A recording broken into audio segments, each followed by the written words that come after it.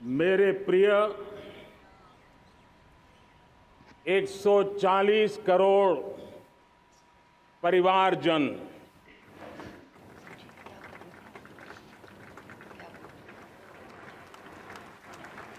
दुनिया का सबसे बड़ा लोकतंत्र और अब बहुत लोगों का अभिप्राय है कि जनसंख्या की दृष्टि से भी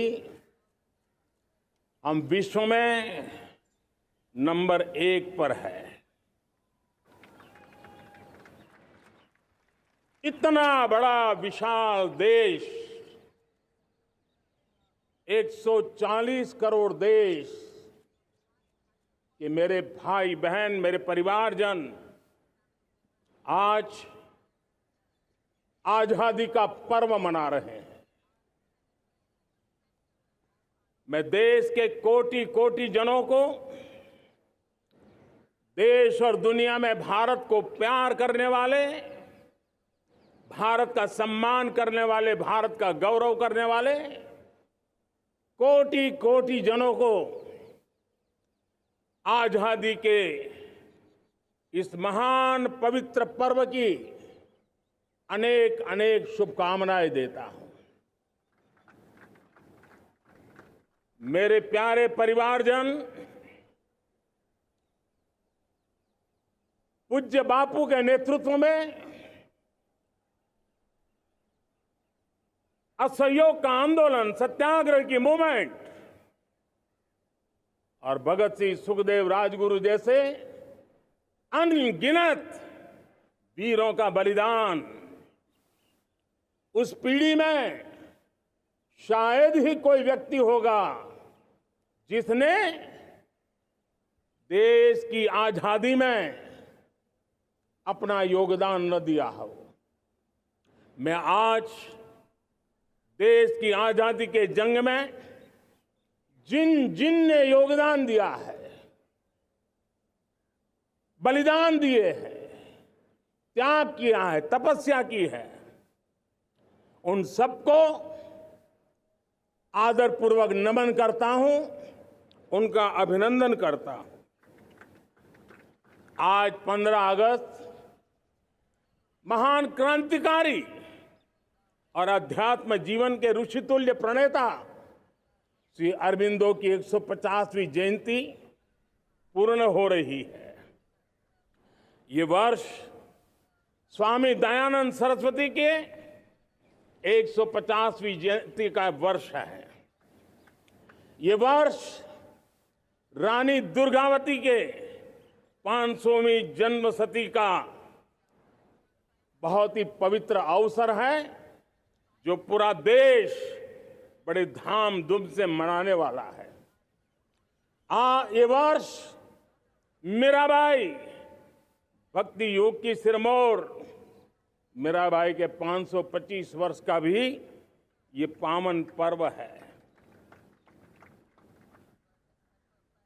ये बार जो 26 जनवरी हम मनाएंगे वो हमारे गणतंत्र दिवस की 75वीं वर्षगांठ होगी। अनेक प्रकार से अनेक अवसर, अनेक संभावनाएं राष्ट्र निर्माण में जुटे रहने के लिए पल पल नई प्रेरणा, पल पल नई चेतना, पल पल सपने, पल पल संकल्प, शायद इससे बड़ा कोई अवसर नहीं हो सकता। मेरे प्यारे परिवारजन, इस बार प्राकृतिक आपदा ने देश के अनेक हिस्सों में अकल्पनीय संकट पैदा किए। जिन परिवारों ने इस संकट में सहन किया है, मैं उन सभी परिवारजनों के प्रति अपनी संवेदना प्रकट करता हूं और राज्य और केंद्र सरकार मिलकर के उन सभी संकटों से जल्दी से मुक्त होकर के फिर तेज गति से आगे बढ़ेंगे, ये मैं विश्वास दिलाता हूं। मेरे प्यारे परिवारजनों, पिछले कुछ सप्ताह नॉर्थ ईस्ट में, विशेषकर मणिपुर में और हिंदुस्तान के भी अन्य कुछ भागों में, लेकिन विशेषकर मणिपुर में जो हिंसा का दौर चला, कई लोगों को अपना जीवन खोना पड़ा, मां बेटियों के सम्मान के साथ खिलवाड़ हुआ। लेकिन कुछ दिनों से लगातार शांति की खबरें आ रही हैं। देश मणिपुर के लोगों के साथ है। देश मणिपुर के लोगों को पिछले कुछ दिनों से जो शांति बनाए रखी है, उस शांति के पर्व को आगे बढ़ाएं और शांति से ही समाधान का रास्ता निकलेगा। और राज्य और केंद्र सरकार मिलकर के उन समस्याओं के समाधान के लिए भरपूर प्रयास कर रही है, करती रहेगी। मेरे प्यारे परिवारजनों, जब हम इतिहास की तरफ नजर करते हैं तो इतिहास में कुछ पल ऐसे आते हैं जो अपनी अमिट छाप छोड़ करके जाते हैं और उसका प्रभाव सदियों तक रहता है। और कभी कभी शुरुआत में वो बहुत छोटा लगता है, छोटी सी घटना लगती है, लेकिन वो अनेक समस्याओं की जड़ बन जाती है। हमें याद है 1000-1200 साल पहले इस देश पर आक्रमण हुआ। एक छोटे से राज्य के छोटे से राजा का पराजय हुआ, लेकिन तब पता तक नहीं था कि एक घटना भारत को 1000 साल की गुलामी में फंसा देगी। और हम गुलामी में जकड़ते गए, जो आया लूटता गया, जो जिसका मन चाहा हम पे आके सवार हो गया। कैसा विपरीत काल रहा होगा वो 1000 साल का। मेरे प्यारे परिवारजनों, घटना छोटी क्यों ना हो, लेकिन 1000 साल तक प्रभाव छोड़ के रही है। लेकिन मैं आज इस बात का जिक्र इसलिए करना चाहता हूं कि भारत के वीरों ने इस कालखंड में कोई भूभाग ऐसा नहीं था, कोई समय ऐसा नहीं था जब उन्होंने देश की आजादी के लौ को जलता न रखा हो, बलिदान की परंपरा न बनाई हो। मां भारती बेड़ियों से मुक्त होने के लिए उठ खड़ी हुई थी, जंजीरों को झकझोर रही थी। और देश की नारी शक्ति, देश की युवा शक्ति, देश के किसान, देश के गांव के लोग, मजदूर, कोई हिंदुस्तानी ऐसा नहीं था जो आजादी के सपने को लेकर के जीता न हो। आजादी को पाने के लिए मर मिटने के लिए तैयार होने वालों की एक बड़ी फौज तैयार हो गई थी। जेलों में जवानी खपाने वाले अनेक महापुरुष हमारे देश की आजादी को, इन गुलामी की बेड़ियों को तोड़ने के लिए लगे हुए थे। मेरे प्यारे परिवारजनों,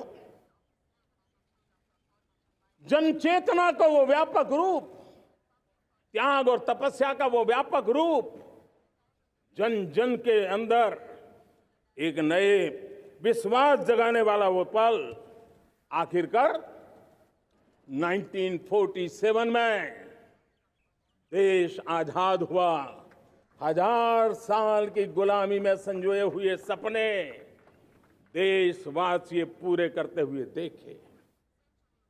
साथियों, मैं 1000 साल पहले की बात इसलिए कह रहा हूं, मैं देख रहा हूं फिर एक बार देश के सामने एक मौका आया है।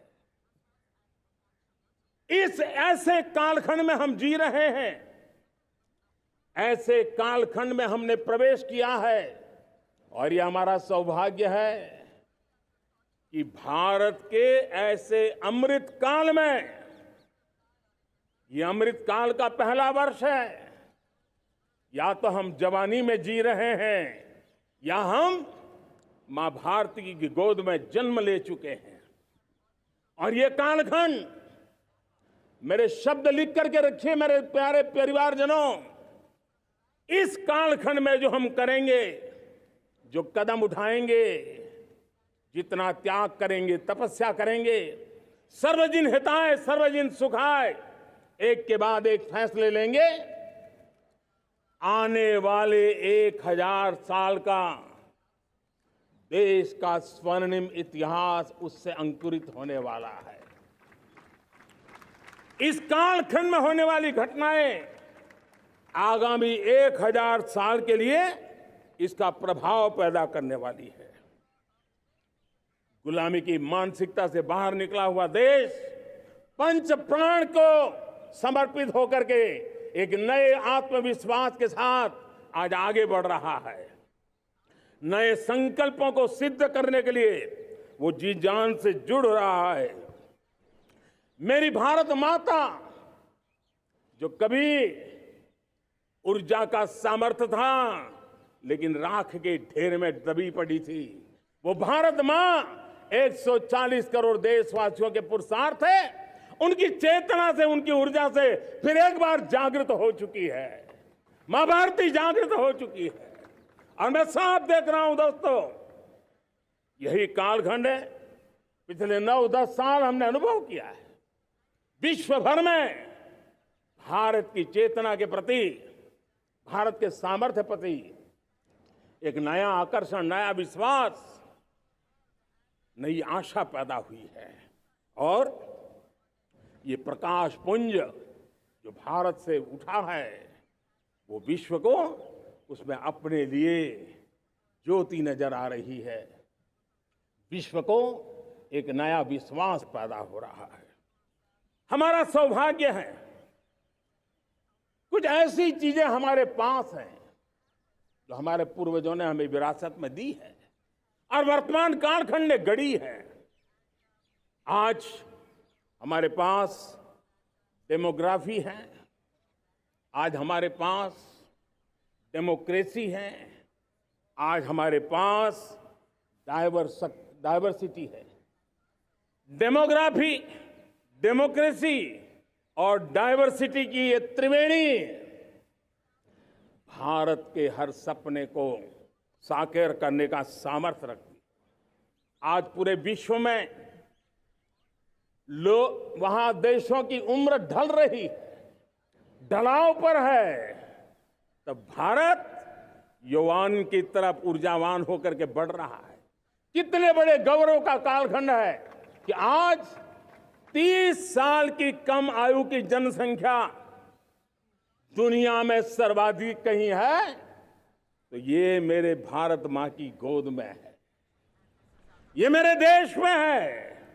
और 30 साल से कम उम्र की नौजवान हो मेरे देश के पास हो, कोटि कोटि भुजाएं हो, कोटि कोटि मस्तिष्क हो, कोटि कोटि सपने, कोटि कोटि संकल्प हो, तो भाइयों बहनों, मेरे प्रिय परिवारजनों, हम इच्छित परिणाम प्राप्त करके रह सकते हैं।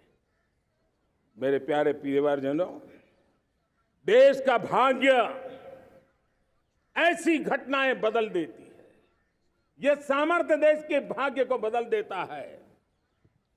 भारत 1000 साल की गुलामी और आने वाले 1000 साल के भव्य भारत के बीच में पड़ाव पर हम खड़े हैं, एक ऐसी संधि पर खड़े हैं। और इसलिए अब हमें न रुकना है, न दुविधा में जीना है। मेरे प्यारे प्रिय परिवारजनों, हमें खोई हुई उस विरासत का गर्व करते हुए, खोई हुई समृद्धि को प्राप्त करते हुए, हमें फिर एक बार, और ये बात मान के चले, हम जो भी करेंगे, हम जो भी कदम उठाएंगे, हम जो भी फैसला लेंगे, वो अगले 1000 साल तक अपनी दिशा निर्धारित करने वाला है, भारत के भाग्य को लिखने वाला है। मैं आज मेरे देश के नौजवानों को, मेरे देश की बेटे बेटियों को ये जरूर कहना चाहूंगा, जो सौभाग्य आज मेरे युवाओं को मिला है, ऐसा सौभाग्य शायद ही किसी के नसीब होता है जो आपके नसीब हुआ है। और इसलिए हमें ये गंवाना नहीं है। युवा शक्ति पर मेरा भरोसा है, युवा शक्ति में सामर्थ्य है, और हमारी नीतियां, हमारी रीतियां भी उस युवा सामर्थ्य को और बल देने के लिए है। आज मेरे युवाओं ने दुनिया में पहले 3 स्टार्टअप इकोसिस्टम में भारत को स्थान दिला दिया है। विश्व के युवाओं को अचंभा हो रहा है भारत के इस सामर्थ्य को लेकर के, भारत की इस ताकत को देख करके। आज दुनिया टेक्नोलॉजी ड्रिवन है और आने वाला युग टेक्नोलॉजी से प्रभावित रहने वाला है, और तब टेक्नोलॉजी में भारत की जो टैलेंट है उसकी एक नई भूमिका रहने वाली है। साथियों, मैं पिछले दिनों G20 समिट में बाली गया था, और बाली में दुनिया के समृद्ध देश, दुनिया के विकसित देश भी, उनके मुखिया मुझे भारत की डिजिटल इंडिया की सफलता के लिए बारीकियों से जानने के लिए इच्छुक थे। हर कोई इसका सवाल पूछता था, और जब मैं उनको कहता था कि भारत ने जो कमाल किया है ना, वो दिल्ली, मुंबई, चेन्नई तक सीमित नहीं है। भारत ने जो कमाल कर रहा है, मेरे टियर 2, टियर 3 सिटी के युवा भी आज मेरे देश का भाग्य गढ़ रहे हैं, छोटे छोटे स्थान के मेरे नौजवान।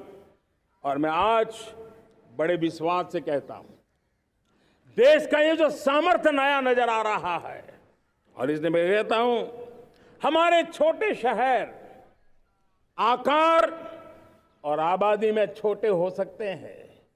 ये हमारे छोटे छोटे शहर, हमारे कस्बे आकार और आबादी में छोटे हो सकते हैं, लेकिन आशा और आकांक्षा, प्रयास और प्रभाव वो किसी से कम नहीं है। वो सामर्थ्य उनके अंदर है। नए ऐप्स, नए सॉल्यूशन, टेक्नोलॉजी डिवाइस। अब खेलों की दुनिया देखिए, कौन बच्चे हैं? झुग्गी झोंपड़ी से निकले हुए बच्चे आज खेलों की दुनिया में पराक्रम दिखा रहे हैं। छोटे छोटे गांव के, छोटे छोटे कस्बे के नौजवान, हमारी बेटे बेटियां आज कमाल दिखा रही है। अब देखिए, मेरे देश की 100 जितनी स्कूल ऐसी हैं जहां के बच्चे सैटेलाइट बना करके सैटेलाइट छोड़ने की तैयारियां कर रही है। आज हजारों टिंकरिंग लैब नए वैज्ञानिकों का गर्भाधान कर रही है। आज हजारों टिंकरिंग लैब लाखों बच्चों को साइंस और टेक्नोलॉजी की राह पर आगे बढ़ने के लिए प्रेरणा दे रही है।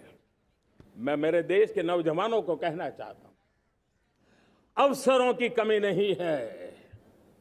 आप जितने अवसर चाहेंगे, ये देश आसमान से भी ज्यादा अवसर आपने देने का सामर्थ्य रखता है। मैं आज लाल किले की प्राचीर से मेरे देश की माताओं, बहनों, मेरे देश की बेटियों को हृदय से अभिनंदन करना चाहता हूं। देश आज जब पहुंचा है, अब विशेष शक्ति जुड़ रही है मेरी माताओं बहनों के सामर्थ्य की। आज देश प्रगति की राह पर चल पड़ा है, तो मैं मेरे किसान भाई बहनों का भी अभिनंदन करना चाहता हूं। ये आप ही का पुरुषार्थ है, ये आप ही का परिश्रम है कि देश आज कृषि क्षेत्र में आगे बढ़ रहा है। मैं मेरे मजदूरों का, मेरे श्रमिकों का, मेरे प्रिय परिवारजन, ऐसे कोटि कोटि श्रमिकों को आज मैं नमन करता हूं, उनका अभिनंदन कर रहा हूं। देश आज जो आधुनिकता की ओर बढ़ रहा है, विश्व की तुलना करने वाले सामर्थ्य के साथ नजर आ रहा है, उसके पीछे मेरे देश के मजदूरों का, मेरे देश के श्रमिकों का बहुत बड़ा योगदान है। आज समय कहता है कि लाल किले की प्राचीर से मैं उनका अभिनंदन करूं, उनका अभिवादन करूं, और ये मेरे परिवारजन 140 करोड़ देशवासी, मेरे इन श्रमिकों का, रेहड़ी पटरी वालों का, फूल सब्जी बेचने वालों का हम सम्मान करते हैं।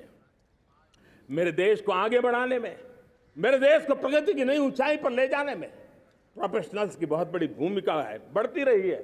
चाहे साइंटिस्ट हो, चाहे इंजीनियर्स हो, डॉक्टर्स हो, नर्सिस हो, शिक्षक हो, आचार्य हो, यूनिवर्सिटीज हो, गुरुकुल हो, हर कोई मां भारती का भविष्य उज्जवल बनाने के लिए अपनी पूरी ताकत से लगा हुआ है।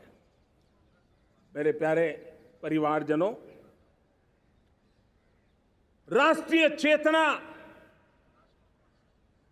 वो एक ऐसा शब्द है जो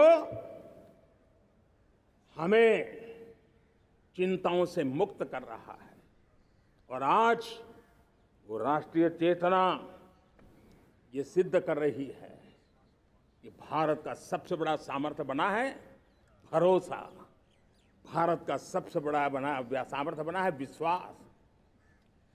जन जन में हमारा विश्वास, जन जन का सरकार पर विश्वास, जन जन का देश के उज्जवल भविष्य पर विश्वास, और विश्व का भी भारत के प्रति विश्वास। ये विश्वास हमारी नीतियों का है, हमारी रीति का है। भारत के उज्जवल भविष्य को जिस निर्धारित मजबूत कदमों से हम आगे बढ़ा रहे हैं, उसका है। भाइयों बहनों, मेरे प्यारे परिवारजनों, ये बात निश्चित है कि भारत का सामर्थ्य और भारत की संभावनाएं विश्वास की नई बुलंदियों को पार करने वाली है, और ये विश्वास की नई बुलंदियां नए सामर्थ्यों को लेकर के चलनी चाहिए। आज देश में G20 समिट के मेहमान नवाजी का भारत को अवसर मिला है। अब पिछले एक साल से हिंदुस्तान के हर कोने में जिस प्रकार से G20 के अनेक ऐसे आयोजन हुए, अनेक कार्यक्रम हुए हैं, उसने देश के सामान्य मानवी के सामर्थ्य को विश्व को परिचित करा दिया है, भारत की विविधता का परिचय कराया है, भारत की डायवर्सिटी को दुनिया अचंभे से देख रही है, और उसके कारण भारत के तरफ आकर्षण बढ़ा है, भारत को जानने की, समझने की इच्छा जगी है। उसी प्रकार से आप देखिए एक्सपोर्ट, आज भारत का एक्सपोर्ट के तेजी से बढ़ रहा है, और मैं कहना चाहता हूं दुनिया के एक्सपर्ट्स इन सारे मानदंडों के आधार पर कह रहे हैं कि अब भारत रुकने वाला नहीं है। दुनिया की कोई भी रेटिंग एजेंसी होगी वो भारत का गौरव कर रही है। कोरोना काल के बाद दुनिया एक नए सिरे से सोचने लगी, और मैं विश्वास से देख रहा हूं कि जिस प्रकार से द्वितीय महायुद्ध के बाद, द्वितीय विश्व युद्ध के बाद दुनिया ने एक नया वर्ल्ड ऑर्डर आकार लिया था, मैं साफ साफ देख रहा हूं कि कोरोना के बाद एक नया विश्व ऑर्डर, एक नया ग्लोबल ऑर्डर, एक नया जियोपॉलिटिकल इक्वेशन, ये बहुत तेजी से आगे बढ़ रहा है। जियोपॉलिटिकल इक्वेशन की सारे व्याख्याएं बदल रही है, परिभाषाएं बदल रही है, और मेरे प्यारे परिवारजनों, आप गौरव करेंगे। बदलते हुए विश्व को शेप देने में आज मेरे 140 करोड़ देशवासियों, आपका सामर्थ्य नजर आ रहा है।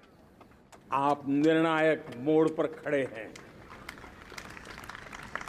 और कोरोना काल में भारत ने जिस प्रकार से देश को आगे बढ़ाया, दुनिया ने हमारे सामर्थ्य को देखा है। जब दुनिया की सप्लाई चेन तहस नहस हो गई थी, बड़ी बड़ी अर्थव्यवस्थाओं पर दबाव था, उस समय भी हमने कहा था हमें विश्व का विकास देखना है तो मानव केंद्रीय होना चाहिए, मानवीय संवेदनाओं से भरा हुआ होना चाहिए, और तब जाकर के समस्याओं का सही समाधान निकालेंगे। और कोविड ने हमें सिखाया है या हमें मजबूर किया है, लेकिन मानवीय संवेदनाओं को छोड़ करके हम विश्व का कल्याण नहीं कर सकते। आज भारत ग्लोबल साउथ की आवाज बन रहा है। भारत की समृद्ध विरासत आज दुनिया के लिए एक अवसर बन रहा है। Global economy, global supply chain, इसमें भारत की हिस्सेदारी, मैं पक्का विश्वास से कहता हूं, आज जो भारत ने परिस्थिति पैदा हुई है, आज जो भारत ने कमाया है, वो दुनिया में स्थिरता की गारंटी लेकर के आया है। दोस्तों, अब न हमारे मन में, न 140 करोड़ मेरे परिवारजनों के मन में, और न ही दुनिया के मन में कोई इफ्स है, कोई बट्स है। विश्वास बन चुका है। मेरे प्यारे देशवासियों, अब गेंद हमारे पाले में है। हमें अवसर जाने नहीं देना चाहिए, हमें मौका छोड़ना नहीं चाहिए। भारत में मैं मेरे देशवासियों का इसलिए भी अभिनंदन करता हूं कि मेरे देशवासियों में एक नीर-क्षीर विवेक का सामर्थ्य है, समस्याओं की जड़ों को समझने का सामर्थ्य है। और इसलिए 2014 में मेरे देशवासियों ने 30 साल के अनुभव के बाद तय किया कि देश को आगे ले जाना है तो स्थिर सरकार चाहिए, मजबूत सरकार चाहिए, पूर्ण बहुमत वाली सरकार चाहिए। और देशवासियों ने एक मजबूत और स्थिर सरकार बनाई। और 3 दशकों के जो अनिश्चितता का कालखंड था, जो अस्थिरता का कालखंड था, जो राजनीतिक मजबूरियों से देश जकड़ा हुआ था, उससे मुक्ति मिली। मेरे प्यारे परिवारजनों, देश के पास आज एक ऐसी सरकार है, वो सर्वजन हिताय सर्वजन सुखाय, देश के संतुलित विकास के लिए समय का पल पल और जनता की पाई पाई, जनता की भलाई के लिए लगा रही है। और मेरी सरकार, मेरे देशवासियों का मन एक बात से जुड़ा हुआ है। हमारे हर निर्णय, हमारे हर दिशा, उसका एक ही मानदंड है, नेशन फर्स्ट, राष्ट्र प्रथम। और राष्ट्र प्रथम यही दूरगामी परिणाम, सकारात्मक परिणाम पैदा करने वाला है। देश में बड़े स्तर पर काम हो रहा है। और लेकिन मैं कहना चाहूंगा, 2014 में आपने एक मजबूत सरकार बनाई, और मैं कहता हूं 2014 में और 2019 में आपने एक सरकार फॉर्म की, तो मोदी में रिफॉर्म करने की हिम्मत आई। आपने ऐसी सरकार फॉर्म की कि मोदी को रिफॉर्म की हिम्मत आई। और जब मोदी ने एक के बाद एक रिफॉर्म किए, तो मेरे ब्यूरोक्रेसी के लोग, मेरे लाखों हाथ पैर जो हिंदुस्तान के कोने कोने में सरकार के हिस्से के रूप में काम कर रहे हैं, उन्होंने ब्यूरोक्रेसी ने ट्रांसफॉर्म करने के लिए, परफॉर्म करने की जिम्मेवारी बखूबी निभाई। और उन्होंने परफॉर्म करके दिखाया, और जनता जनार्दन जुड़ गई, तो वो ट्रांसफॉर्म होता भी नजर आ रहा है। और इसलिए रिफॉर्म, परफॉर्म, ट्रांसफॉर्म, ये कालखंड अब भारत के भविष्य को गढ़ रहा है। और हमारी सोच देश की उस ताकतों को बढ़ावा देने पर है जो आने वाले 1000 साल की नींव को मजबूत करने वाले हैं। दुनिया को युवा शक्ति की जरूरत है, युवा स्किल की जरूरत है। हमने अलग स्किल मिनिस्ट्री बनाई। वो भारत की आवश्यकताओं को तो पूरी करेगी, वो दुनिया की आवश्यकताओं को पूरी करने का भी सामर्थ्य रखेगी। हमने जल शक्ति मंत्रालय बनाया। मंत्रालय की बनाने की रचना को भी अगर कोई एनालिसिस करेगा ना, तो इस सरकार के मन मस्तिष्क को बड़े अच्छे ढंग से आप समझ पाएंगे। हमने जल शक्ति मंत्रालय बनाया। ये जल शक्ति मंत्रालय हमारे देश के एक एक देशवासियों को पीने का शुद्ध पानी पहुंचे, पर्यावरण की रक्षा के लिए पानी के प्रति संवेदनशील व्यवस्थाएं विकसित हो, उस पर हम बल रहे हैं। हमारे देश में कोरोना के बाद दुनिया देख रही है होलिस्टिक हेल्थ केयर, ये समय की मांग है। हमने अलग आयुष मंत्रालय बनाया और योग और आयुष आज दुनिया में अपना परचम लहरा रहे हैं। हमने दुनिया को हमारे कमिटमेंट के कारण विश्व का हमारे प्रति ध्यान गया है। अगर हम ही हमारे इस सामर्थ्य को नकार देंगे तो फिर दुनिया कैसे स्वीकार करेगी। लेकिन जब मंत्रालय बना तो दुनिया को भी उसका मूल्य समझने आया। मत्स्य पालन, हमारा इतना बड़ा समुद्री तट, हमारे कोटि कोटि मछुआरे भाई बहन, उनका कल्याण भी हमारे दिलों में है। और इसलिए हमने अलग से मत्स्य पालन को लेकर के, पशुपालन को लेकर के, डेयरी को लेकर के अलग मंत्रालय की रचना की, ताकि समाज के जिस वर्ग के लोग पीछे रह गए उनको हम साथ लें। देश में सरकारी अर्थव्यवस्था के हिस्से होते हैं, लेकिन समाज की अर्थव्यवस्था का एक बड़ा हिस्सा है कोऑपरेटिव मूवमेंट। उसको बल देने के लिए, उसको आधुनिकता लाने के लिए और देश के कोने कोने में लोकतंत्र की एक सबसे बड़ी इकाई को मजबूत करने के लिए हमने अलग कोऑपरेटिव मंत्रालय बनाया। और वो हमारी सहकारी संस्थाएं उसका जाल बिछा रहा है, ताकि गरीब से गरीब की वहां सुनवाई हो, उसकी आवश्यकताओं की पूर्ति हो, और वो भी राष्ट्र के विकास की योगदान में एक छोटी इकाई का हिस्सा बनकर के उसमें वो योगदान दे रखें। हमने सहकार से समृद्धि का रास्ता अपनाया है। मेरे प्यारे परिवारजनों, जब हम लोग 14 में आए थे तो हम वैश्विक अर्थव्यवस्था में 10वें नंबर पर थे, और आज 140 करोड़ देशवासियों का पुरुषार्थ रंग लाया है कि हम विश्व की अर्थव्यवस्था में 5वें नंबर पर पहुंच चुके हैं।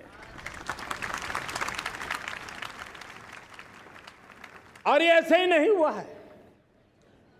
जो एक भ्रष्टाचार का राक्षस देश को दबोचे हुए थे, लाखों करोड़ के घोटाले अर्थव्यवस्था को डामाडोल कर रहे थे, गवर्नेंस फ्रेजाइल फाइल में देश की पहचान होने लगी थी, लीकेजेस को हमने बंद किया, मजबूत अर्थव्यवस्था बनाई, हमने गरीब कल्याण के लिए ज्यादा से ज्यादा धन खर्चने का प्रयास किया। और आज मैं देशवासियों को बताना चाहता हूं कि जब देश आर्थिक रूप से समृद्ध होता है तो सिर्फ तिजोरी नहीं भरती है, देश का सामर्थ्य बढ़ता है, देशवासियों का सामर्थ्य बढ़ता है। और तिजोरी का पाई पाई अगर ईमानदारी से जनता जनार्दन के लिए खर्च करने का संकल्प लेने वाली सरकार हो तो परिणाम के साथ है। मैं 10 साल का हिसाब तिरंगे की साक्षी में लाल किले की प्राचीर से मेरे देशवासियों को दे रहा हूं। आंकड़े देख करके आपको लगेगा इतना बड़ा बदलाव, इतना बड़ा सामर्थ्य। 10 साल पहले राज्यों को 30 लाख करोड़ रुपए भारत सरकार की तरफ से जाते थे। पिछले 9 साल में यह आंकड़ा 100 लाख करोड़ पर पहुंचा है। पहले स्थानीय निकाय के विकास के लिए भारत सरकार के खजाने से 70,000 करोड़ रुपया जाता था। आज वो 3 लाख करोड़ से भी ज्यादा जा रहा है। पहले गरीबों के घर बनाने के लिए 90,000 करोड़ रुपया खर्च होता था। आज वो 4 गुना होकर के 4 लाख करोड़ से भी ज्यादा खर्च गरीबों के घर बनाने के लिए हो रहा है। पहले गरीबों को यूरिया सस्ता मिले, जो यूरिया की बैग दुनिया के कुछ बाजारों में 3,000 में बिकती है, वो यूरिया की बैग मेरे किसानों को 300 में मिले। और इसलिए देश की सरकार 10 लाख करोड़ रुपया मेरे किसानों की यूरिया में सब्सिडी दे रहा है। मुद्रा योजना 20 लाख करोड़ रुपए, उससे भी ज्यादा मेरे देश के नौजवानों को स्वरोजगार के लिए, अपने व्यवसाय के लिए, अपने कारोबार के लिए दिए हैं। 8 करोड़ लोगों ने नया कारोबार शुरू किया है। और 8 करोड़ लोगों ने कारोबार शुरू किया है तो नहीं, हर कारोबारी ने एक या दो लोगों को रोजगार दिया है। 8 से 10 करोड़ नए लोगों को रोजगार देने का सामर्थ्य ये मुद्रा योजना से लाभ लेने वाले 8 करोड़ नागरिकों को करा है। एमएसएमई को करीब 3.5 लाख करोड़ रुपए की मदद से कोरोना के संकट में भी उनको डूबने नहीं दिया, मरने नहीं दिया, उनको एक ताकत दी है। 1 रैंक 1 पेंशन मेरे देश के सेना के जवानों का एक सम्मान का विषय था। 70,000 करोड़ रुपया भारत की तिजोरी से आज पहुंचा है, मेरे निवृत्त सेना के नायकों के जेब में, उनके परिवार में पहुंचा है।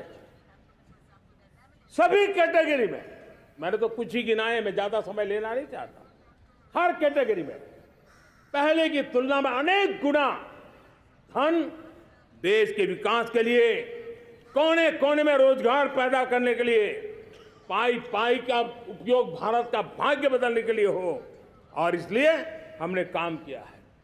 और मेरे प्यारे प्रियजनों, इतना ही नहीं, हमने इन सारे प्रयासों का परिणाम है कि आज 5 साल के मेरे कार्यकाल में, 5 साल के कार्यकाल में, 5 साल में 13.5 करोड़ मेरे गरीब भाई बहन गरीबी की जंजीरों को तोड़ करके नियो मिडिल क्लास के रूप में बाहर आए हैं। जीवन का इससे बड़ा कोई संतोष नहीं होता।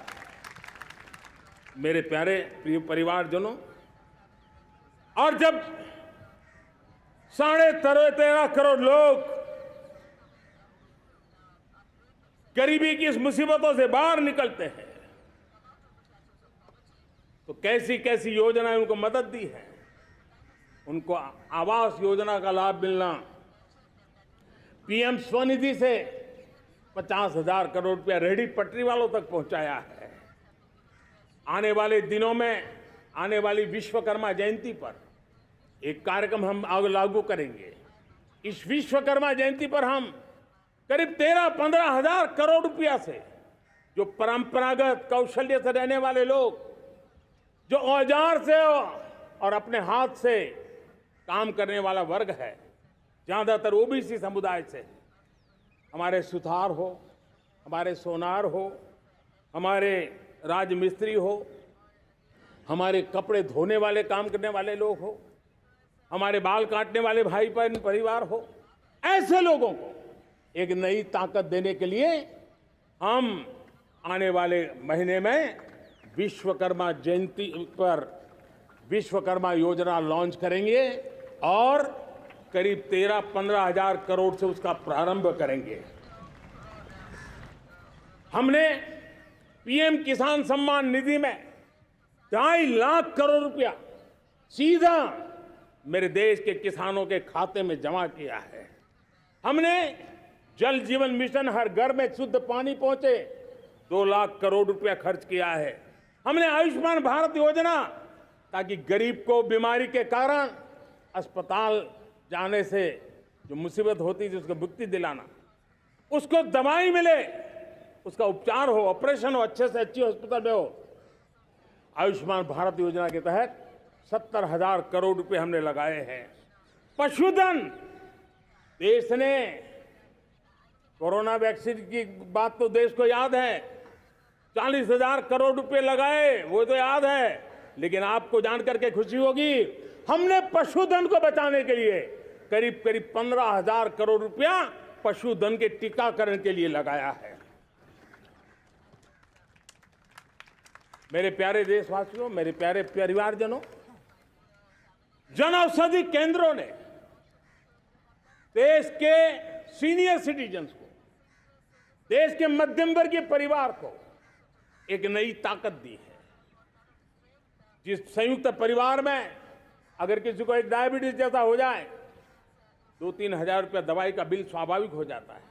हमने जन औषधि केंद्र से जो दवाई बाजार में 100 रुपये में मिलती है, वो 10 रुपया, 15 रुपया, 20 रुपये में दी।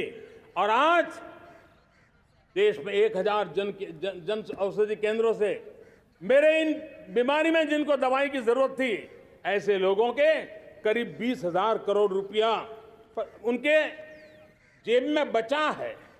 और ये ज्यादातर मध्यम वर्ग के परिवार के लोग हैं। लेकिन आज उसकी सफलता को देखते हुए मैं देशवासियों को कहना चाहता हूं, जैसे हम एक विश्वकर्मा योजना लेकर के समाज के उस वर्ग को छूने वाले हैं, अब देश में 10,000 जन औषधि केंद्र से हम 25,000 जन औषधि केंद्र का लक्ष्य लेकर के आने वाले दिनों में काम करने वाले हैं। मेरे प्यारे परिवारजनों, जब देश में गरीबी कम होती है तो देश की मध्यम वर्ग की ताकत बहुत बढ़ती है। और अगर दुनिया में, और मैं आपको विश्वास दिलाता हूं, आने वाले 5 साल में मोदी का गारंटी है, देश पहले 3 वैश्विक इकोनॉमी में अपना जगह ले लेगा। ये पक्का जगह ले लेगा। आज जो 13.5 करोड़ गरीबी से बाहर आए हुए लोग हैं, वो एक प्रकार से मध्यम वर्ग की ताकत बन जाते हैं। जब गरीब की खरीद शक्ति बढ़ती है तो मध्यम वर्ग की व्यापार शक्ति बढ़ती है। जब गांव की खरीद शक्ति बढ़ती है तब कस्बे और शहर की आर्थिक व्यवस्था और तेज गति से दौड़ती है। और यही इंटरकनेक्टेड हमारा अर्थचक्र होता है। हम उसको बल लेकर के आगे चलना चाहते हैं। मेरे प्यारे परिवारजनों, शहर के अंदर जो कमजोर लोग रहते हैं, बिना घर को मुसीबत रहती है, मध्यम वर्ग के परिवार अपना खुद का घर का सपना देख रहे हैं, हम उसके लिए भी आने वाले कुछ सालों के लिए एक योजना लेकर के आ रहे हैं। और जिसमें ऐसे मेरे परिवारजन जो शहरों में अपना घर, शहरों में रहते हैं लेकिन किराए के मकान पे रहते हैं, झुग्गी झोपड़ी में रहते हैं, चाल में रहते हैं, अनऑथराइज्ड कॉलोनीज में रहते हैं, ऐसे मेरे परिवारजन अगर अपना मकान बनाना चाहते हैं तो बैंक से जो लोन मिलेगा उसके ब्याज के अंदर राहत दे करके लाखों रुपयों की मदद करने का हमने निर्णय किया है। मेरे मध्यम वर्ग के परिवार को जब 2 लाख से 7 लाख इनकम टैक्स की सीमा बढ़ जाती है तो सबसे बड़ा लाभ सैलरी क्लास को होता है, मेरे मध्यम वर्ग को होता है। इंटरनेट का डेटा बहुत महंगा था 2014 के पहले, आज दुनिया का सबसे सस्ता इंटरनेट का डेटा का खर्चा हो रहा है। हर परिवार के पैसे बच रहे हैं। मेरे प्यारे परिवारजनों, विश्व कोरोना के बाद अभी तक उभर नहीं पाया है। युद्ध ने फिर एक नई मुसीबत पैदा की है। आज दुनिया महंगाई के संकट से जूझ रही है। पूरी दुनिया की अर्थव्यवस्था को महंगाई ने दबोच के रखा है। हम भी दुनिया से जिन सामान की जरूरत होती है लाते हैं, तो हमें सामान तो इंपोर्ट करते हैं, हमारा दुर्भाग्य है कि हमें महंगाई भी इंपोर्ट करनी पड़ती है, क्योंकि पूरी दुनिया को महंगाई ने जकड़ के रखा है। लेकिन मेरे प्यारे परिवारजनों, भारत ने महंगाई को नियंत्रित रखने के लिए भरसक प्रयास किए हैं। पिछले कालखंड की तुलना में हमें कुछ सफलता भी मिली है, लेकिन इतने से संतोष नहीं मान सकते। दुनिया से हमारी चीजें अच्छी है, इतने बात से हम सोच नहीं सकते। मुझे तो मेरे देशवासियों को महंगाई की बोझ कम से कम हो, इस दिशा में और भी कदम उठाने हैं और हम उस कदम को उठा के रहेंगे। मेरा प्रयास निरंतर जारी रहेगा। मेरे प्यारे परिवारजनों, आज देश अनेक क्षमताओं को लेकर के आगे बढ़ रहा है। देश आधुनिकता की तरफ आगे बढ़ने के लिए काम कर रहा है। आज देश रिन्यूएबल एनर्जी पे काम कर रहा है। आज देश ग्रीन हाइड्रोजन पे काम कर रहा है। देश की स्पेस पे क्षमता बढ़ रही है, तो देश की डीप सी मिशन में भी सफलता के साथ आगे चल रहा है। देश में रेल आधुनिक हो रही है, तो वंदे भारत बुलेट ट्रेन भी आज देश के अंदर काम कर रही है। गांव-गांव पक्की सड़कें बन रही है, तो इलेक्ट्रिक बसें, मेट्रो की रचना भी आज देश में हो रहे हैं। आज गांव-गांव तक इंटरनेट पहुंच रहा है, तो क्वांटम कंप्यूटर के लिए भी देश तय कर रहता है। नैनो यूरिया, नैनो डीएपी, उस पर काम हो रहा है, तो दूसरी तरफ जैविक खेती पर भी हम बल दे रहे हैं। आज किसान उत्पादक संघ एफपीओ का निर्माण हो रहा है, तो हम सेमीकंडक्टर का भी निर्माण करने के लिए चाह रहे हैं। हम दिव्यांग जनों के लिए एक सुगम भारत के निर्माण के लिए काम करते हैं, तो हम पैरालंपिक में भी हिंदुस्तान का तिरंगा झंडा गाड़ने के लिए मेरे दिव्यांग जनों को सामर्थ्यवान बना रहे हैं। हम खिलाड़ियों को स्पेशल ट्रेनिंग दे रहे हैं।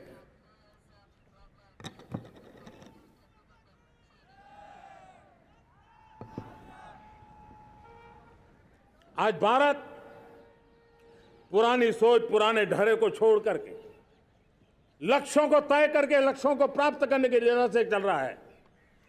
और जब मैं कहता हूं ना कि जिसका शिलान्यास हमारी सरकार करती है, उसका उद्घाटन भी हमारे कालखंड में करते हैं। इन दिनों जो मैं शिलान्यास कर रहा हूं ना, आप लिख के रखिए, उसके उद्घाटन भी आप सबने मेरे नसीब में ही छोड़े हुए हैं। हमारी कार्य संस्कृति, बड़ा सोचना, दूर का सोचना, सर्वजन हिताय सर्वजन सुखाय सोचना, यह हमारी कार्यशैली रही है। और सोच से भी ज्यादा, संकल्प से भी ज्यादा हासिल कैसे करना, इस ऊर्जा के साथ हम काम करते हैं। हमने आजादी के काल अमृत महोत्सव में 75,000 अमृत सरोवर बनाने का संकल्प किया था। उस समय हमने हर जिले में 75 अमृत सरोवर बनाने का संकल्प किया था। करीब 50-55 हजार अमृत सरोवर की कल्पना की थी, लेकिन आज करीब 75,000 अमृत सरोवर का काम निर्माण हो रहा है। ये अपने आप में बहुत बड़ा काम हो रहा है। जनशक्ति और जल शक्ति की ताकत भारत के पर्यावरण की रक्षा में भी काम आने वाली है। 18,000 गांवों तक बिजली पहुंचाना, जनधन बैंक खाते खोलना, बेटियों के लिए शौचालय बनाना, सारे टारगेट समय के पहले पूरी शक्ति से पूरे करेगा।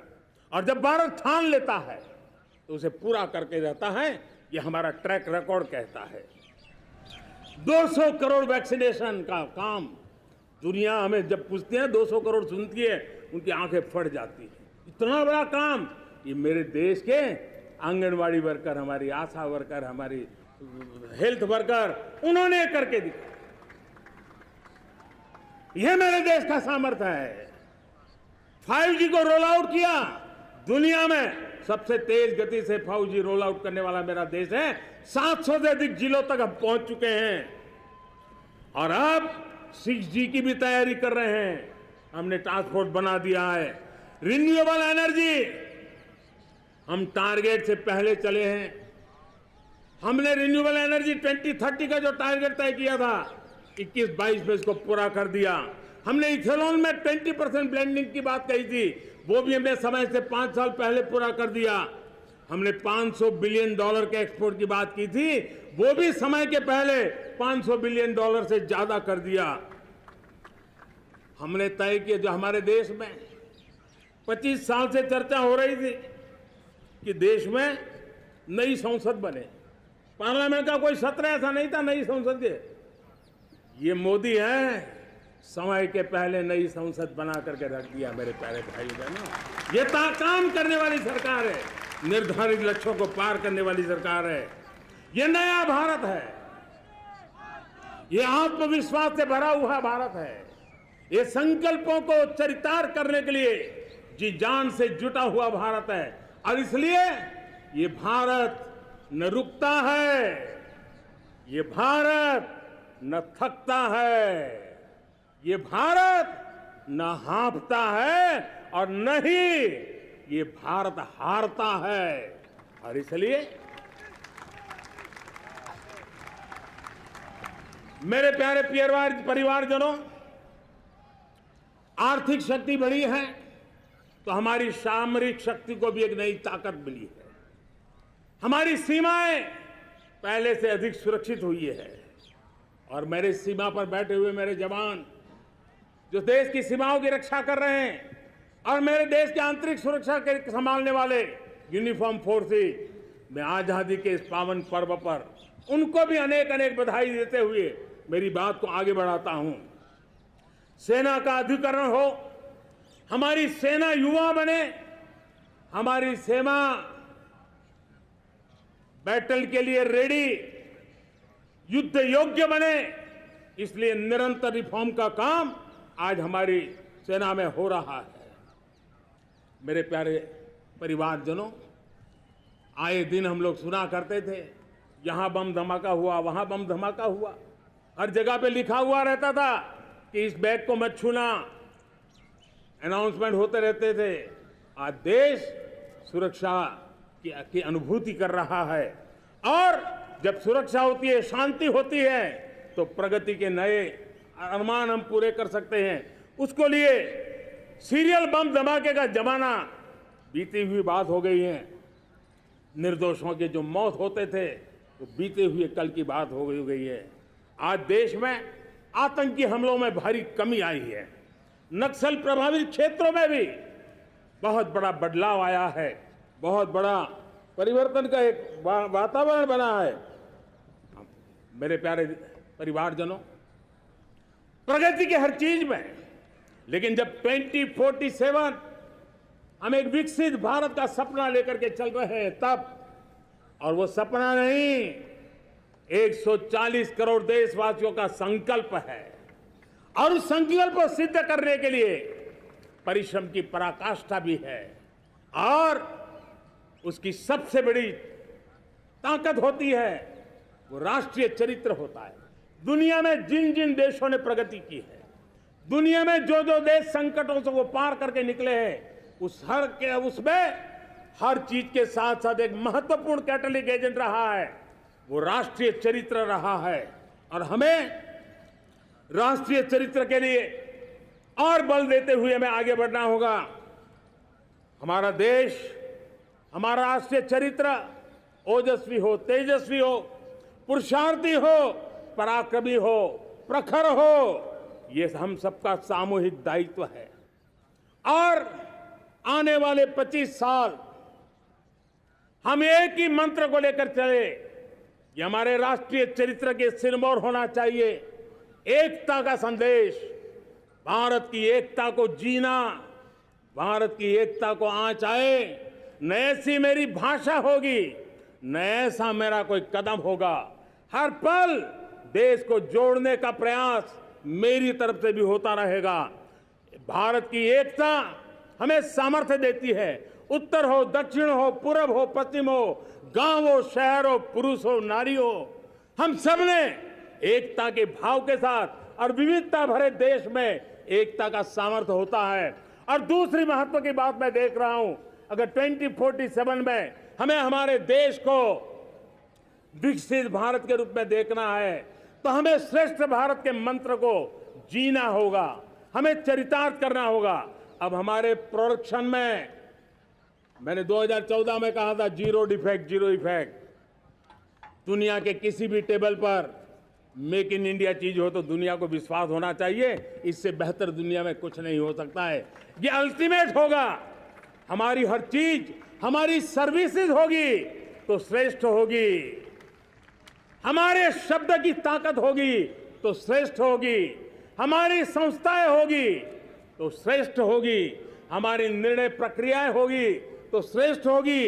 ये श्रेष्ठता का भाव लेकर के हमें चलना होगा। तीसरी बात है, देश में आगे बढ़ाने के लिए एक अतिरिक्त शक्ति का सामर्थ्य भारत को आगे ले जाने वाला है और वो है विमेन लेड डेवलपमेंट। आज भारत गर्व से कह सकता है कि दुनिया में नागरिक उड्डयन में अगर किसी एक देश में सबसे ज्यादा विमेन पायलट हैं तो मेरे देश में है। आज चंद्रयान की गति हो, मून मिशन की बात हो, मेरी विमेन साइंटिस्ट उसका नेतृत्व कर रहे हैं। आज विमेन सेल्फ हेल्प ग्रुप हो, मेरी 2 करोड़ लखपति दीदी का लक्ष्य लेकर के आज विमेन सेल्फ हेल्प ग्रुप पे हम काम कर रहे हैं। हम हमारी नारी शक्ति के सामर्थ्य को बढ़ावा देते हुए विमेन लेड डेवलपमेंट के, और जब G20 में मैंने विमेन लेड डेवलपमेंट के विषय को आगे बढ़ाया है तो पूरा G20 समूह इसके महत्व को स्वीकार कर रहा है और उसके महत्व को स्वीकार कर करके वो उसको बहुत बल दे रहे हैं। उसी प्रकार से भारत विविधताओं से भरा देश है। असंतुलित विकास के हम शिकार रहे हैं। मेरा पराया का के कारण हमारे देश के कुछ हिस्से उसके शिकार रहे हैं। अब हमें रीजनल एस्पिरेशंस को, संतुलित विकास को बल देना है और रीजनल एस्पिरेशंस को लेकर के उस भावना को हमें सम्मान देते हुए, जैसे हमारी भारत मां का कोई, हमारा शरीर का कोई अंग अगर अविकसित रहे तो हमारा शरीर विकसित नहीं माना जाएगा। हमारा शरीर का कोई अंग दुर्बल रहे तो हमारा शरीर स्वस्थ नहीं माना जाएगा। वैसे ही मेरी भारत माता, उसका कोई एक भूभाग भी, समाज का कोई तबका भी अगर दुर्बल रहे तो मेरी भारत माता समर्थ है, स्वस्थ है, ऐसा बैठ कर हम नहीं बैठ सकते। और इसलिए रीजनल एस्पिरेशंस को हमने एड्रेस करने की आवश्यकता है और इसलिए हम समाज का सर्वांगीण विकास हो, सर्वस्पर्शी विकास हो, भूभाग के हर क्षेत्र को उसकी अपनी ताकत को खिलने का अवसर मिले, उस दिशा में आगे बढ़ना चाहते हैं। मेरे प्यारे परिवारजनों, भारत एक मदर ऑफ डेमोक्रेसी है। भारत मॉडल ऑफ डाइवर्सिटी भी है। भाषाएं अनेक हैं, बोलियां अनेक हैं, परिधान अनेक हैं, विविधताएं बहुत है। हमने उन सारे लोगों को, सारों को आधार पर आगे बढ़ना है। मेरे प्यारे परिवारजनों, देश के जब मैं एकता की बात करता हूं तब अगर घटना मणिपुर में होती है तो पीड़ा महाराष्ट्र में होती है, अगर बाढ़ आसाम में आती है तो बेचैन केरला हो जाता है। हिंदुस्तान के किसी भी हिस्से में कुछ भी हो, हम एक अंगांगी भाव की अनुभूति करते हैं। मेरे देश की बेटियों पर जुल्म न हो, यह हमारा सामाजिक भी दायित्व है, यह हमारा पारिवारिक दायित्व भी है और ये देश के नाते हम सबका दायित्व है। आज जब अफगानिस्तान से गुरु ग्रंथ साहब के स्वरूप को लाते हैं तो पूरा देश गौरव की अनुभूति करता है। जब आज दुनिया के किसी देश में कोविड के काल में मेरा कोई सिख भाई लंगर लगाता है, भूखों को खिलाता है और दुनिया में वाहवाही होती है तो हिंदुस्तान का सीना चौड़ा हो जाता है।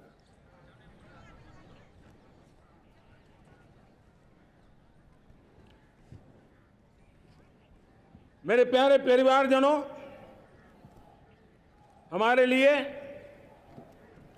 जब नारी सम्मान की बात करते हैं, मुझे अभी एक देश में दौरा कर रहा था तो वहां एक बहुत ही सीनियर मिनिस्टर, उसने मुझे एक सवाल पूछा। उसने कहा, आपके यहाँ बेटियां साइंस और इंजीनियरिंग के विषयों की पढ़ाई करती हैं क्या? उसमें क्या था, मैंने उनको कहा, आज मेरे देश में लड़कों से ज्यादा बेटियां आज स्टेम यानी साइंस, टेक्नोलॉजी, इंजीनियरिंग और मैथ्स, अधिकतम भाग मेरी बेटियां ले रही है। तो उनके लिए अचरज था। ये सामर्थ्य आज हमारे देश का देख रहा है। मेरे प्यारे परिवारजनों, आज 10 करोड़ महिलाएं विमेन सेल्फ हेल्प में जुड़ी हुई है। और विमेन सेल्फ हेल्प ग्रुप के साथ आप गांव में जाएंगे तो आपको बैंक वाली दीदी मिलेगी, आपको आंगनवाड़ी वाली दीदी मिलेगी, आपको दवाई देने वाली दीदी मिलेगी। और अब मेरा सपना है 2 करोड़ लखपति दीदी बनाने का, गांव में 2 करोड़ लखपति दीदी। और इसके लिए एक नया अभिगम भेजा, साइंस और टेक्नोलॉजी। हमारे गांव की महिलाओं का भी सामर्थ्य देखता हूं मैं, और इसलिए हम एक नई योजना सोच रहे हैं कि हमारे एग्रीकल्चर सेक्टर में टेक्नोलॉजी आए, एग्री टेक को बल मिले।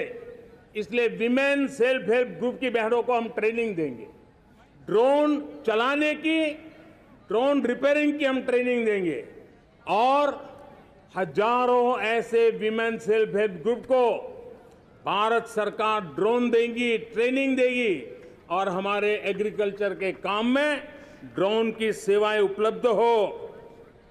इसके लिए हम शुरुआत करेंगे। प्रारंभ हम 15,000 विमेन सेल्फ हेल्प ग्रुप के द्वारा ये ड्रोन की उड़ान का हम आरंभ कर रहे हैं। मुझे विश्वास है कि इसके कारण हमारे परिवारजनों का, मेरे प्यारे परिवारजनों, आज देश आधुनिकता की तरफ बढ़ रहा है। हाईवे हो, रेलवे हो, एयरवे हो, हाईवेज हो, इंफॉर्मेशन वेज, वाटरवेज हो, कोई क्षेत्र ऐसा नहीं है जिस क्षेत्र को आगे बढ़ाने की दिशा में आज देश काम न करता हो। पिछले 9 वर्ष में तटीय क्षेत्रों में हमने, आदिवासी क्षेत्र में, हमारे पहाड़ी क्षेत्र में विकास को बहुत बल दिया है। हमने पर्वतमाला, भारतमाला ऐसी योजनाओं के द्वारा समाज के उस वर्ग को हमने बल दिया है। हमने गैस की पाइपलाइन से हमारे पूर्वी भारत को जोड़ने का काम किया है। हमने अस्पतालों की संख्या बढ़ाई है, हमने डॉक्टर की सीटें बढ़ाई हैं ताकि हमारे बच्चे डॉक्टर बनने का सपना पूरा कर सके। हमने मातृभाषा में पढ़ाने पर बल दिया है, अब मातृभाषा में वो पढ़ाई कर सके उस दिशा में। और मैं भारत के सुप्रीम कोर्ट का भी धन्यवाद करता हूं कि भारत की सुप्रीम कोर्ट ने कहा है कि आप जो जजमेंट देंगे उसका जो ऑपरेटिव पार्ट होगा वो जो अदालत में आया है उसकी भाषा में उसको उपलब्ध होगा। मातृभाषा का महात्म्य आज बढ़ रहा है। मेरे प्यारे भाई परिवारजनों, आज तक हमारे देश के जो बॉर्डर विलेज हैं, हमने वाइब्रेंट बॉर्डर विलेज का एक कार्यक्रम शुरू किया है। और वाइब्रेंट बॉर्डर विलेज, अब तक इसके लिए कहा जाता था देश के आखिरी गांव। हमने उस पूरी सोच को बदला है, वो देश का आखिरी गांव नहीं है। सीमा पर जो नजर आ रहा है वो मेरे देश का पहला गांव है। अगर सूरज उगता है पूरब में तो उस तरफ के गांव में पहली सूरज की किरण आती है। अगर सूरज ढलता है तो इस तरफ के गांव में आखिरी किरण उसका लाभ मिलता है। ये मेरे पहले गांव है और मुझे खुशी है कि आज मेरे इस कार्यक्रम के विशेष मेहमान, ये जो पहले गांव है, सीमावर्ती गांव है, उसके 600 प्रधान आज इस लाल किले की प्राचीर के इस महत्वपूर्ण कार्यक्रम का हिस्सा बनने के लिए आए। पहली बार वो इतनी दूर तक आए हैं, नए संकल्प और सामर्थ्य के साथ जुड़ने के लिए आया है। मेरे प्यारे परिवारजनों, हमने संतुलित विकास के लिए एस्पिरेशनल डिस्ट्रिक्ट, एस्पिरेशनल ब्लॉक की कल्पना की और आज उसके सुखद परिणाम मिल रहे हैं। आज राज्य के जो नॉर्मल पैरामीटर्स हैं, जो एस्पिरेशनल डिस्ट्रिक्ट कभी बहुत पीछे थे, वो आज राज्य में भी अच्छा करने लग गए हैं। और मुझे विश्वास है कि आने वाले दिनों में ये हमारे आकांक्षी जिले, हमारे आकांक्षी बॉल अवश्य आगे बढ़ेंगे। जैसे मैंने कहा था, भारत का चरित्र की चर्चा कर रहा था, तो मैंने पहला कहा था भारत की एकता, दूसरा कहा था भारत श्रेष्ठता की तरफ बल दें, तीसरा कहा था विमेन लेड डेवलपमेंट की मैंने बात कही थी, और मैं आज एक बात और कहना चाहता हूं कि हम जैसे रीजनल एस्पिरेशन, मैंने चौथी बात कही थी, पांचवी महत्व की बात, और भारत ने उस दिशा में ध्यान, और वो है हमारा राष्ट्रीय चरित्र विश्व मंगल के लिए सोचने वाला होना चाहिए। हमें देश को इतना मजबूत बनाना है जो विश्व मंगल के लिए भी अपनी भूमिका अदा करे। और आज कोरोना के बाद मैं देख रहा हूं जिस प्रकार से संकट की घड़ी में देश ने दुनिया की मदद की, उसका परिणाम है कि आज दुनिया में हमारा देश एक विश्व मित्र के रूप में, विश्व का अटूट साथी के रूप में आज मेरे देश की पहचान बनी है। हमें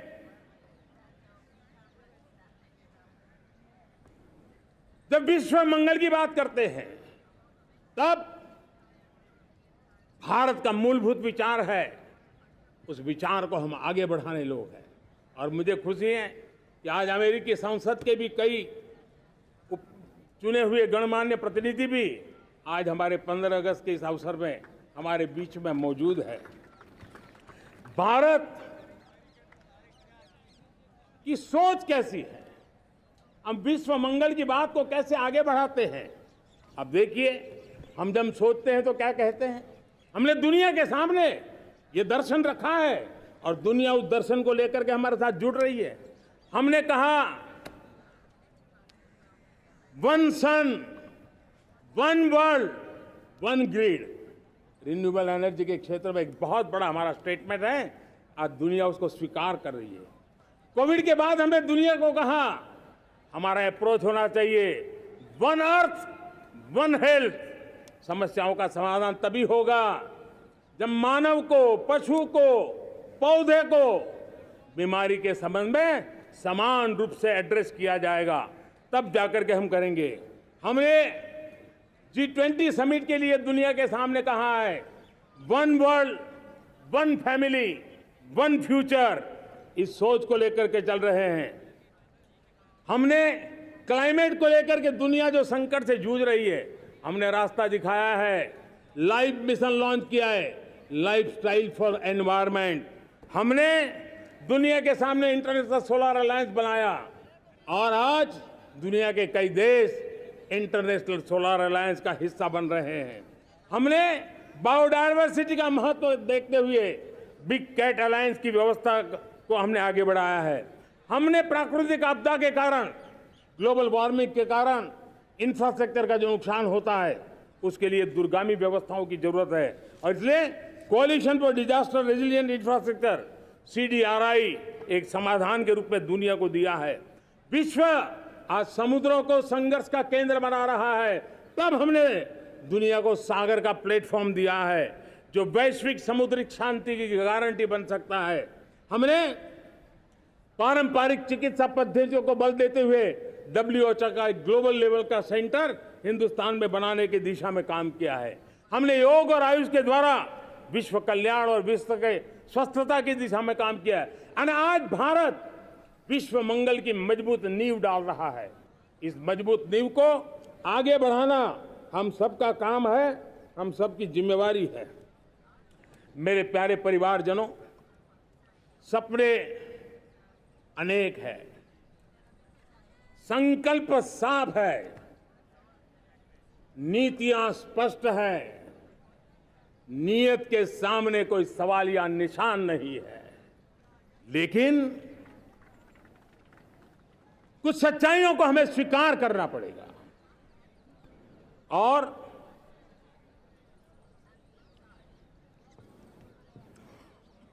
उसके समाधान के लिए मेरे प्रिय परिवारजनों, मैं आज लाल किले से आपकी मदद मांगने आया हूं। मैं लाल किले से आपके आशीर्वाद मांगने आया हूं, क्योंकि पिछले सालों मैंने देश को जो समझा है, देश की आवश्यकताओं को जो मैंने परखा है और अनुभव के आधार पर मैं कह रहा हूं कि आज गंभीरतापूर्वक उन चीजों को हमें लेना होगा। आजादी के अमृत काल में 2047 में जब देश आजादी के 100 साल मनाएगा, उस समय दुनिया में भारत का तिरंगा झंडा विकसित भारत का तिरंगा झंडा होना चाहिए।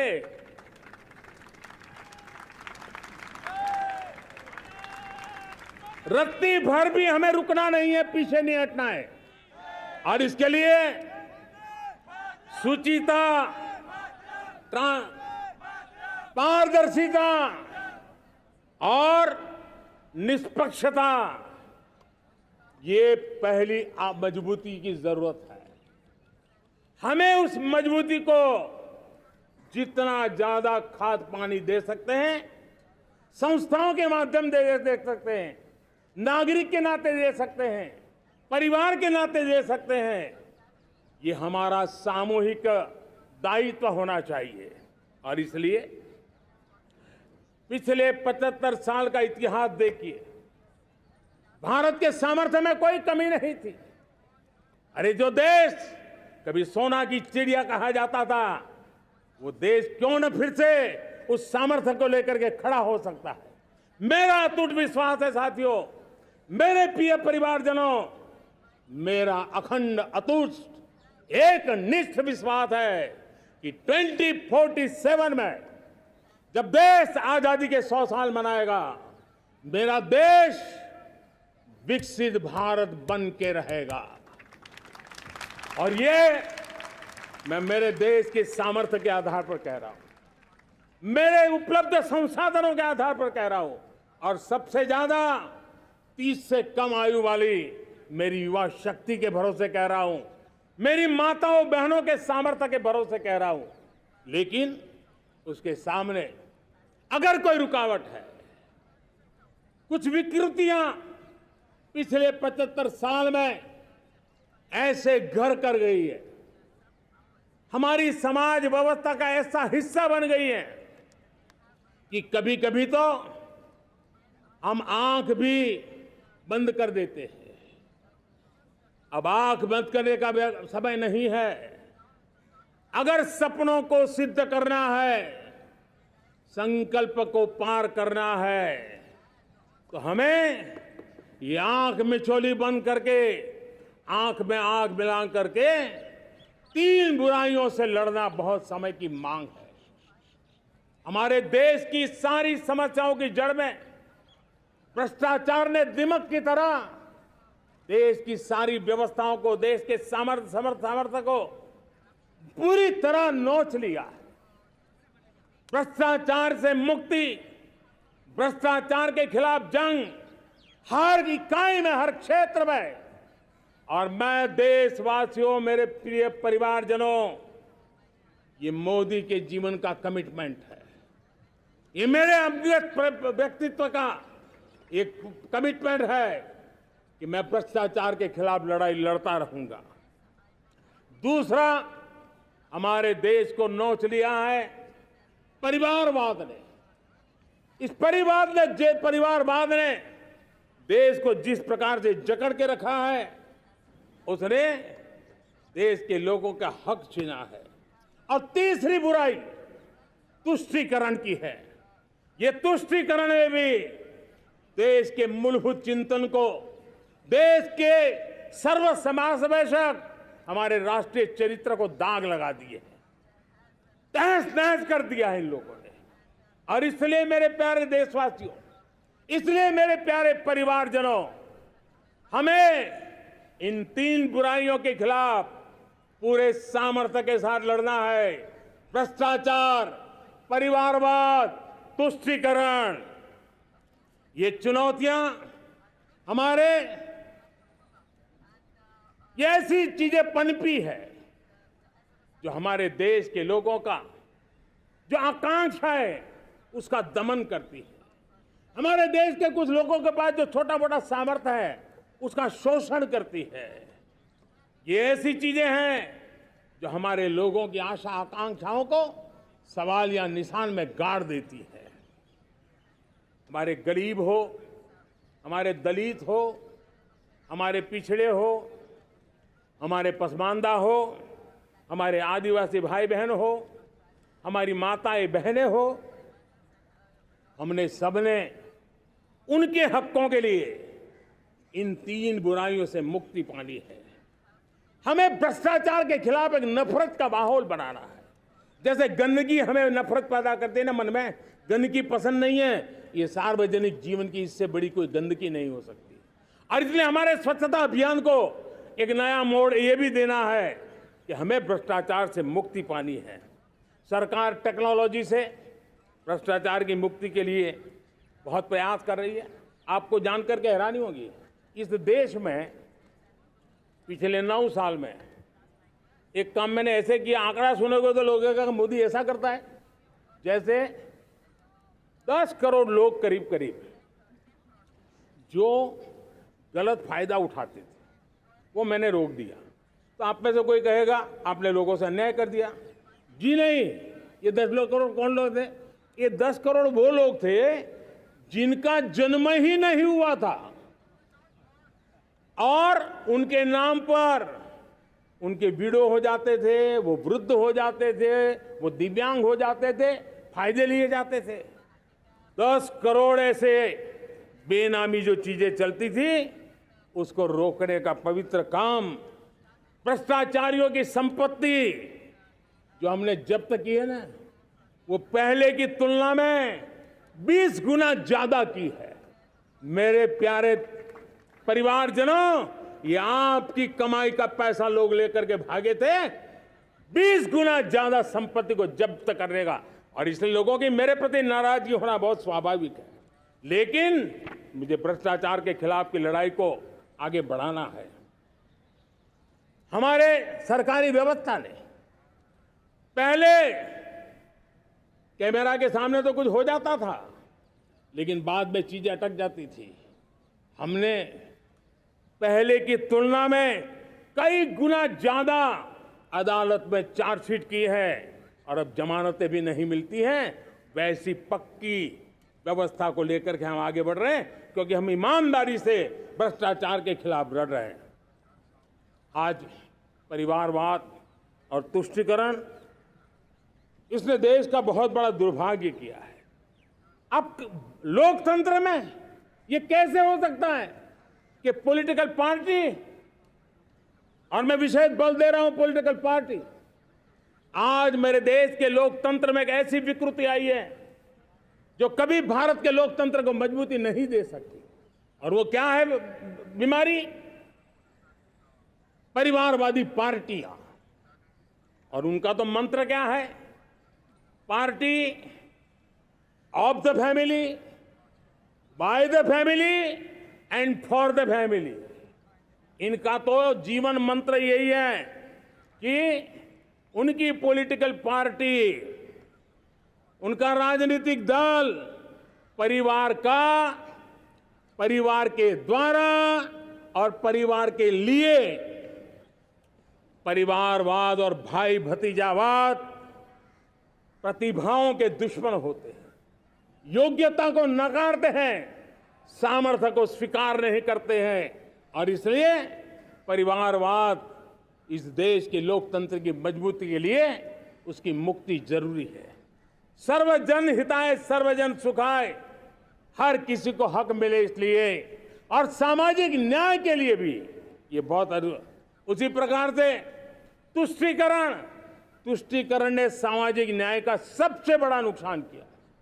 अगर सामाजिक न्याय को तबाह किसने किया है तो ये तुष्टीकरण की सोच, तुष्टीकरण की राजनीति, तुष्टीकरण का सरकारी योजनाओं का तरीका, इसने सामाजिक न्याय को मौत के घाट उतार दिया है।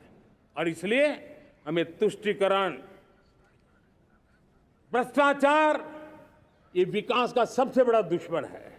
अगर देश विकास चाहता है, देश 2047 विकसित भारत का सपना का साकार करना चाहता है, तो हमारे लिए आवश्यक है कि हम किसी भी हालत में देश में भ्रष्टाचार को सहन नहीं करेंगे। इस मूड को लेकर के चलना चाहिए। मेरे प्यारे परिवारजनों, हम सबका एक बहुत बड़ा महत्वपूर्ण दायित्व है। आपने जिस प्रकार से जिंदगी जी है, हमारे आने वाली पीढ़ी को ऐसी जिंदगी जीने के लिए मजबूर करना, यह हमारा गुनाह है। यह हमारा दायित्व है कि हमारे आने वाली पीढ़ी को हम ऐसा समृद्ध देश दें, ऐसा संतुलित देश दें, ऐसा सामाजिक न्याय की धरोहर वाला देश दें, ताकि छोटी छोटी चीजों को पाने के लिए उन्हें कभी भी संघर्ष न करना पड़े। हम सभी का कर्तव्य, हर नागरिक का कर्तव्य है, और ये अमृत काल कर्तव्य काल है। हम कर्तव्य से पीछे नहीं उठ सकते। हमें वो भारत बनाना है जो पूज्य बापू के सपनों का था। हमें वो भारत बनाना है जो हमारे स्वतंत्र सेनानियों का सपना था। हमें वो भारत बनाना है जो हमारे वीर शहीदों का था, हमारी वीरांगनाओं का था, जिन्होंने मातृभूमि के लिए अपना जीवन दे दिया था। मेरे प्यारे परिवारजनों, मैं जब 2014 में आपके पास आया था, तब 2014 में मैं परिवर्तन का वादा लेकर के आया था। 2014 में मैंने आपको वादा किया था, मैं परिवर्तन लाऊंगा, और 140 करोड़ मेरे परिवारजन, आपने मुझ पे भरोसा किया और मैंने विश्वास पूरा करने की कोशिश की। रिफॉर्म, परफॉर्म, ट्रांसफॉर्म, वो 5 साल जो वादा था वो विश्वास में बदल गया, क्योंकि मैंने परिवर्तन का वादा किया था। रिफॉर्म, परफॉर्म, ट्रांसफॉर्म के द्वारा मैंने इस वादे को विश्वास में बदल दिया। कठोर परिश्रम किया है, देश के लिए किया है, शान से किया है, सिर्फ और सिर्फ नेशन फर्स्ट, राष्ट्र सर्वोपरि, इस भाव से किया है। 2019 में परफॉर्मेंस के आधार पर आप सबने मुझे फिर से आशीर्वाद दिया। परिवर्तन का वादा मुझे यहां ले आया, परफॉर्मेंस मुझे दोबारा ले आया, और आने वाले 5 साल अभूतपूर्व विकास के हैं। 2047 के सपने को साकार करने का सबसे बड़ा स्वर्णिम पल आने वाले 5 साल है। और अगली बार 15 अगस्त को इसी लाल किले से मैं आपको देश की उपलब्धियां, आपके सामर्थ्य, आपके संकल्प, उसमें हुई प्रगति, उसकी जो सफलता है, उसके गौरवगान, उससे भी अधिक आत्मविश्वास के सामने, आपके सामने मैं प्रस्तुत करूंगा। मेरे प्यारे प्रियजनों, मेरे परिवारजनों, मैं आप में से आता हूं, मैं आपके बीच से निकला हूं, मैं आपके लिए जीता हूं। अगर मुझे सपना भी आता है तो आपके लिए आता है। अगर मैं पसीना भी बहाता हूं तो आपके लिए बहाता हूं, क्योंकि इसलिए नहीं कि आपने मुझे दायित्व दिया है, मैं इसलिए कर रहा हूं कि आप मेरे परिवारजन हैं, और आपके परिवार के सदस्य के नाते मैं आपके किसी दुख को देख नहीं सकता हूं, मैं आपके सपनों को चूर चूर होते नहीं देख सकता हूं, मैं आपके संकल्प को सिद्धि तक ले जाने के लिए आपका एक साथी बन करके, आपका एक सेवक बन करके, आपके साथ जुड़े रहने का, आपके साथ जीने का, आपके लिए जूझने का मैं संकल्प लेकर के चला हुआ इंसान हूं। और मुझे विश्वास है, हमारे पूर्वजों ने आजादी के लिए जो जंग लड़ा था, जो सपने देखे थे, वो सपने हमारे साथ है। आजादी के जंग में जिन्होंने बलिदान दिया था, उनके आशीर्वाद हमारे साथ है और 140 करोड़ देशवासियों को एक ऐसा अवसर आया है। ये अवसर हमारे लिए एक बहुत बड़ा संबल लेकर के आया है और इसलिए मेरे प्यारे प्रियजनों, आज जब मैं अमृतकाल में आपके साथ बात कर रहा हूं, ये अमृतकाल का पहला वर्ष है। ये अमृतकाल के पहले वर्ष पर जब मैं आपसे बात कर रहा हूं तो मैं आपको पूरे विश्वास से कहना चाहता हूं, चलता चलाता काल चक्र, चलता चलाता काल चक्र, अमृत काल का भाल चक्र, चलता चलाता काल चक्र, अमृत काल का भाल चक्र, सबके सपने, सबके सपने अपने सपने, सबके सपने अपने सपने, पनपे सपने सारे, सबके सपने अपने सपने, पनपे सपने सारे, धीर चले वीर चले, धीर चले वीर चले, चले युवा हमारे, धीर चले वीर चले, चले युवा हमारे, नीति सही, नीति सही, रीति नहीं, नीति सही, रीति नहीं, गति सही, गति सही, राह नहीं, गति सही, राह नहीं। चुनो चुनो चुनौती, चुनो चुनौती सीना तान, चुनो चुनौती सीना तान, जग में बढ़ाओ देश का नाम, चुनो चुनौती सीना तान, जग में बढ़ाओ देश का नाम।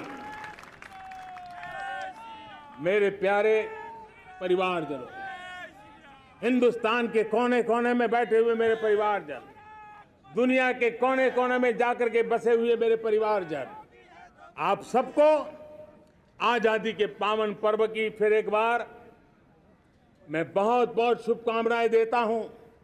ये अमृतकाल हम सबके लिए कर्तव्य काल है। ये अमृतकाल हम सबको मां भारती के लिए कुछ कर गुजारने का काल है। आजादी का जब जंग चल रहा था 1947 के पहले, जो पीढ़ी ने जन्म लिया था उन्हें देश के लिए मरने का मौका मिला था। वो देश के लिए मरने के लिए मौका नहीं छोड़ते थे, लेकिन हमारे नसीब में देश के लिए मरने का मौका नहीं है।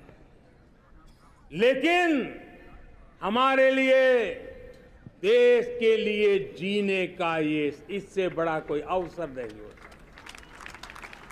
हमें पल पल देश के लिए जीना है। इसी संकल्प के साथ इस अमृतकाल में 140 करोड़ देशवासियों के सपने संकल्प भी बनाने हैं।